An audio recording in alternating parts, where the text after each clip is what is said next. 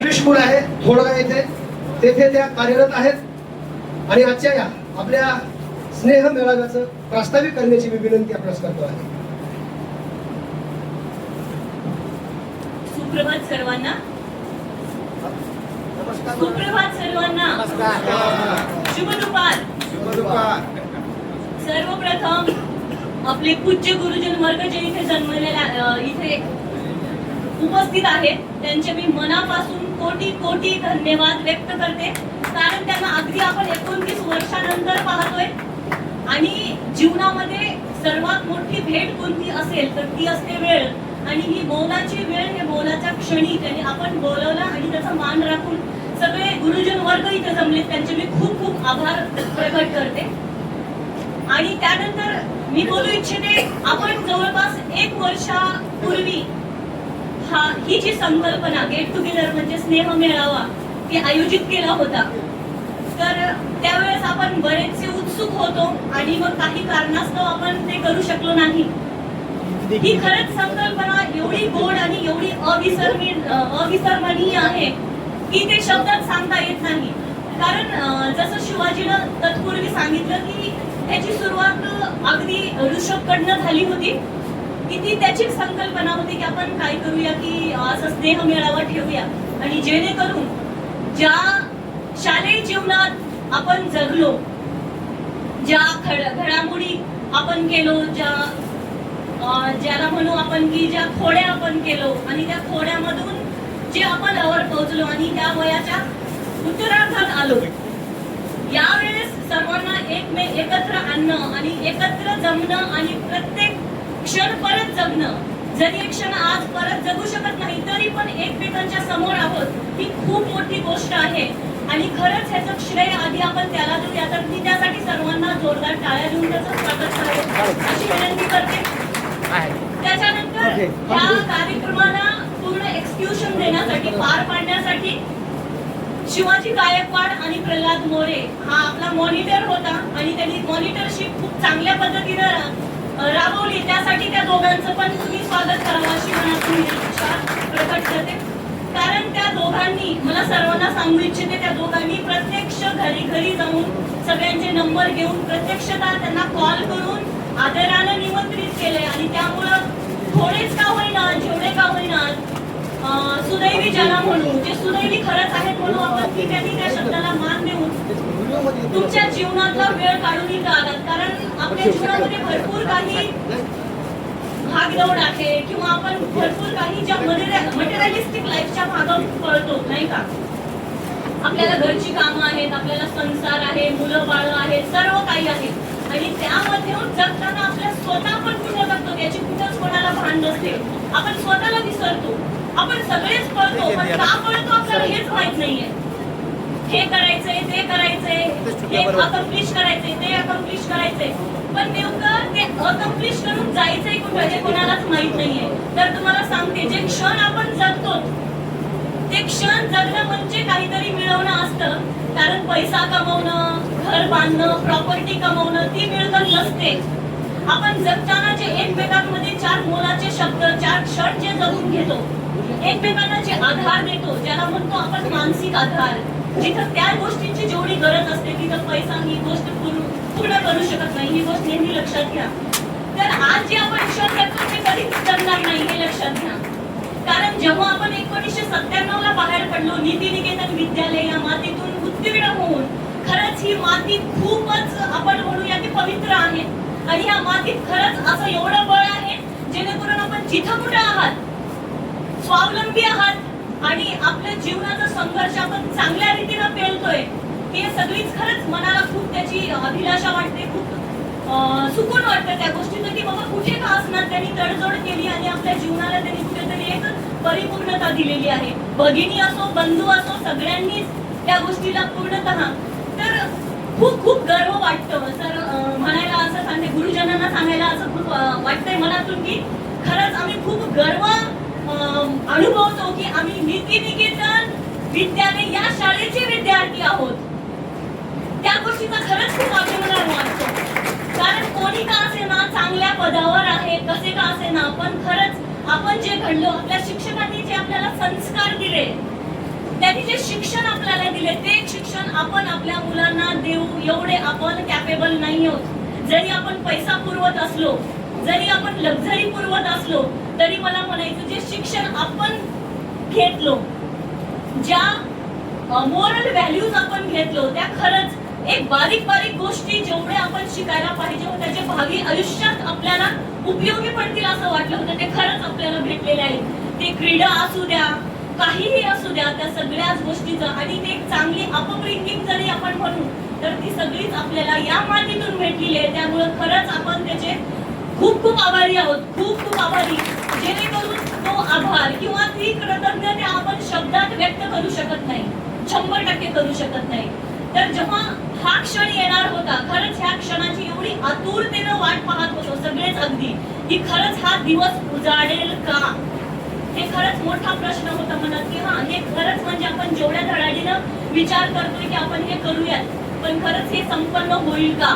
पण खरंच ह्या आपल्या बांधवांना हे दोन मुलं जे म्हणू आपले क्लासमेट प्रल्हाद आणि शिवाजी यांनी खरंच ते म्हणतात ना, रामदेव रचला पाया तुका झालासे कळस, ज्या पद्धतीनं त्यांनी ते पूर्ण त्याला पूर्ण ती संकल्पना कुणी काढणं आणि त्या पूर्ण त्याला प्रयत्नार्थी हे करणं, की यशस्वी करणं, त्यासाठी त्यांचे प्रयत्न खरंच अनमोलाचे होते.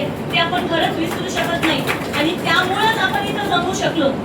आज आपण खूप दूर दूर आहोत, आपण या मातीपासून खूप दूर आहोत.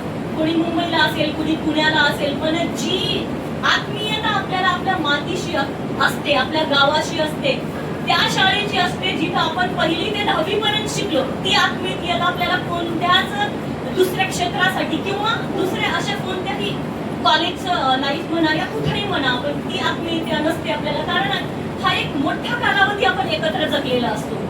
जवळपास 1ली ते 10वी, काही जण तर 1ली ते 12वी पर्यंत पण एकत्र बसले, एकत्र शिकले. म्हणजे जवळपास एक कसं असते, शाळा म्हणजे एक शाळा नसते, तर एक आई बाबांच्या नंतर ती एक फॅमिली असते जिथं आपण ते संस्कार पण घडवतो आणि ते एकमेकांशी गुरुजनांप्रती एक प्रेम आणि भरपूर आदर पण असतं. जसं आज आपल्याला वाटतंय, आज जरी आपण आपल्या शिक्षकांना भेटतो, आपल्यामध्ये हिंमत नाही त्यांच्याकडे डोळे वर करून पाहण्याची, तर ते आहेत आपल्या ह्या मातीतून मिळालेले संस्कार. आणि कुठेतरी ह्या सगळ्या गोष्टीला आज आपल्याला फळ भेटलंय, आपण खरंच एकत्र येऊ शकलो आणि हा अविस्मरणीय दिवस आपण साजरा करू शकायलो. याचे खरंच आपण जेवढे आभार मानू तेवढे कमी आहेत. माझ्या गुरुजनाबद्दल जर बोलायचं असेल तर आपल्याला जी आपुलकी, जे आपलेपणा त्यांच्याकडून मिळालेला आहे, ते आज आपल्या मुलांना मिळाला का नाही. कारण आता ती आत्मीयता, ते संस्कार किंवा तशी काही प्रेरणा आपल्याला आता नाही मिळत आहे. आपण पैसा देतो, आपण भरपूर काही लक्झरी देतो, पण आपल्याला वाटायचं की आमचे सर, आपण आज पण म्हणतो आमचे सर ते असे होते, ते तसे होते, आणि काहीतरी असे का असे ना, पण त्यांच्या त्या नेतृत्वामुळं म्हणा किंवा त्यांच्या इन्स्पायरेशनमुळं, एनकरेजमेंटमुळं आपण नक्कीच प्रेरित झालो आणि जीवनामध्ये यशस्वी होण्यासाठी आज आपण खरंच समर्थ आहोत. त्या गोष्टीचा खरंच खूप गर्व वाटतो. इथं जमलेले माझे गुरुजन वर्ग जे 1ली ते 4वी पर्यंत शिकवले, आज त्यांना पाहून ते खरंच सगळे दिवस आठवतात. डोळ्यासमोर त्याचं चित्र उभारतं की आपण कोणत्या पद्धतीने त्यांच्या समोर जायचो किंवा कसं आपण मार खायचो. तेव्हा मला वाटायचं की जेव्हा आपण एकमेकांना चिडवून पण घ्यायचो, ब वर्ग नाही का, आणि तेव्हा छडीशिवाय पर्याय नव्हता. आणि मुळात सांगायचं म्हणजे ती छडीच अशी होती की ज्यामुळे आपल्याला एक भीती असायची, आदरयुक्त भीती होती. कारण त्या छडीचा धाक असा होता की त्या छडीमुळे आपल्याला एक असं की नाही मला होमवर्क करायचंय, मला पाठांतर करून जायचंय, जसं दुसऱ्या दिवशी मार मिळणार. तर ते जे होते ना क्षण, की छडी लागे छमछमानी विद्या येईल भंग, तर त्या पद्धतीनं ती छडी ती लाख मोलाची होती. आज त्या सगळ्याच गोष्टींना आपण वंचित आहोत आणि खरंच त्या गोष्टींना आपण आज पण आठवतो. इथं मोरे सर आपले 1लीला शिकवले होते. मधुकर मोरे सर त्यांनी 9वी 10वीला आपल्याला इतिहास भूगोल शिकवलं होतं. मुजावर सर त्यांना आपण प्रचंड घाबरायचो. मुजावर सरांच्या बाबतीत सांगायचं म्हटलं तर जेव्हा त्यांनी 3रीला आपण असताना ते आले, मला तोपर्यंत माहित नव्हतं की त्यांनी सर आहेत किंवा गुरुजी आहेत.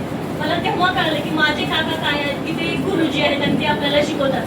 म्हणजे आपण खरंच किती इनोसंट होतो, अबोध होतो, आपल्याला काहीच गोष्टींची संकल्पना नव्हती. क्षेत्रीय सरांच्या बाबतीत बोलायचं झालं तर आपण त्यांना लाडानं म्हणजे मीना बाबा म्हणायची, तर आम्ही पण बाबा म्हणायचो. माघारी त्यांच्या समोर बाबा नाही तर क्षेत्रीय सर. त्यांची एक अशी शिस्त होती, शिस्तबद्धला इतकी त्यांना पाहूनच वाटायचं की हा आता शिस्तीत राहायचं. बरंच काही आपण शिकलो त्यांच्याकडून आणि जे काही आपण शिकलो आणि ते इथे जेवढे काही कार्यरत शिक्षक म्हणून आहेत ते कुठेतरी त्यांच्या मुलांना, त्यांच्या विद्यार्थ्यांना ते खरंच त्या गोष्टी त्यांनी अंमलात आणत असतील. मी पण आणते, कारण मी पण एक शिक्षिका आहे आणि मी अहमदपूर लिटल कोतर स्कूल मधून एक व्हाईस प्रिन्सिपल म्हणून सध्या कार्यरत आहे. तर त्याच गोष्टी ज्या आपण लहानपणी अनुभवल्या, ज्या आपल्या शिक्षक आपल्याला लादायचे, त्याच गोष्टी आपण बऱ्याच ते पण त्याच्यावर ऍप्लिकेशन करायला बघतो आणि ते खरंच कुठेतरी यशस्वी ठरतं असं वाटतं. तर ह्या क्षणी जे आपण जमलो, आपले वर्गमित्र, वर्ग मैत्रिणी आणि आपले सगळे गुरुजन वर्ग ते आपल्या शब्दाला मान देऊन इथं आले आणि आपल्या संधीचा लाभ उठवता येत आहे. हे अविस्मरणीय क्षण आपण सगळे मिळून जगत आहोत याचं खरंच खूप कौतुक वाटतं आणि खरंच डोळ्याला विश्वासच बसत नाही की आपण खरंच जमलेलो का. एकमेकांना बऱ्याच जण होऊ शकत नाही, तर आम्ही एकमेकांना स्पेशली मुलांच्या बाबतीत जर सांगायचं तर बरेच मुलं आणखी ओळखता आले नाही. तर विचार करा आपण कसे होतो, आपण कसे आणि आज आपण किती बदललेले आहोत आणि कोणत्या क्षणी कोणत्या स्टेजवर आहोत. एक नंतर स्पीच तर होणारच आहेत, आपण आपलं मनोगत तर व्यक्त करणारच आहोत, पण एक सर्वांना विनंती आहे कळकळीची. हे जे मोह माया आणि ह्या गोष्टींच्या मागे आपण पळत आहे, हे संसार, घर दार, मुलं बाळ, त्या सगळ्यांमध्ये कुठेतरी आपण जीवन विसरलो. जीवन विसरणं म्हणजे काय तर स्वतःला विसरणं.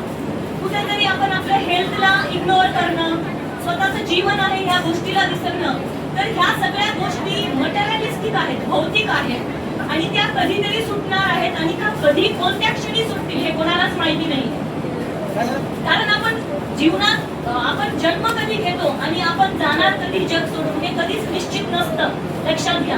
आणि ज्या काही गोष्टीसाठी आपण एवढं धावत पळत असतो, एवढ्या आपल्या जीवाची पराकाष्ठा करत असतो, ते माती मोल होऊन एक दिवस आपण या जगातून निघून जाणार आहोत. त्यामुळे त्या गोष्टींसाठी एवढी दगदग न करता जीवन हे खूप सुंदर आहे, एकदाच मिळालेलं आहे आणि ती जगून घ्या अशी मी सर्वांना विनंती करते. आणि माझ्या गुरुजनांची अनुमती घेऊन मी माझे 2 शब्द संधी.